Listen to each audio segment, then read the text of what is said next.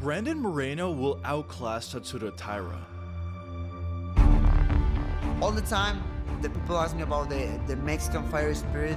Even when I win or lose, they know it's gonna be fireworks. Brandon Moreno returns with a whole new focus. If you look at the look on his face, this guy just embodies the Mexican fighting spirit. Brandon Moreno, he's all heart. The first Mexican-born UFC champion. But at the end of the day, that Mexican hurt can make everything possible. And I'm here showing to the people, showing to my people, the new generations, we can do it, you know? I want to put mixed martial arts in Mexico in another level. And I know I can open the doors for a lot of different athletes. Moreno vs Taira are set for the main card of UFC 323, and although a lot of fans are siding with Taira, I'm here to tell you that Brandon Moreno will not only win, but he'll put on a masterclass as well. But quickly, before we get the video started, my name is JuicyMMA, I make opinionative MMA content, and if you guys enjoy videos similar to this, hit that subscribe button, as only 10% of you watching are actually subscribed. And also, if you guys want to support the channel even more, be sure to hit that join button for members only live streams, best bets, discounted merch, members only shoutouts, and more. And of course, all this starts at just 99 cents. But anyways, let's get into it.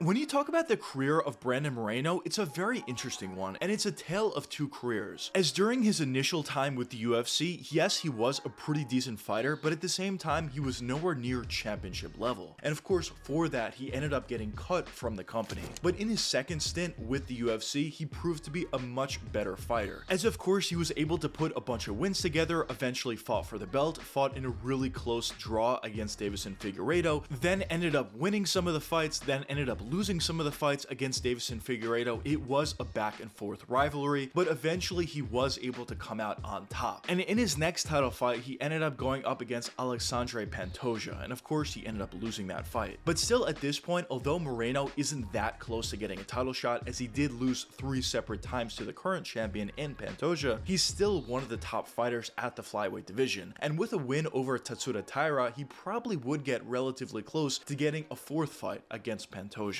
But a question that some of you may be wondering at this point is, what specifically does Brandon Moreno do out there that has made him so successful thus far? Well, in my opinion, this comes down to a couple different factors, but the first and main factor I want to touch upon is the versatility. Because on the feed, it's very obvious that Brandon Moreno is a great striker out there. When you watch him, he always stays extremely technical. He does a good job at keeping his distance, utilizing his jab, utilizing his backhand, utilizing leg kicks, body kicks, and head kicks, and essentially on the feet, Moreno doesn't really get off balance. He's usually on balance, ready to spring in for a big counter shot or a big shot in general, and he's always able to find those big shots and find finishes as well. But outside of just his striking ability, he also has a really good ability to grapple as well. Of course, he had the submission victory over Deiveson Figueiredo, which is a great feather in the cap for Moreno, but outside of that, he's shown a really good ability to offensively wrestle. He's shown a really good ability to fight on the ground, get back to his feet if he does get taken down, and overall on the ground, Brandon Moreno is more than capable of having success, and of course even finding his own offense, and of course even finding his own submissions as well.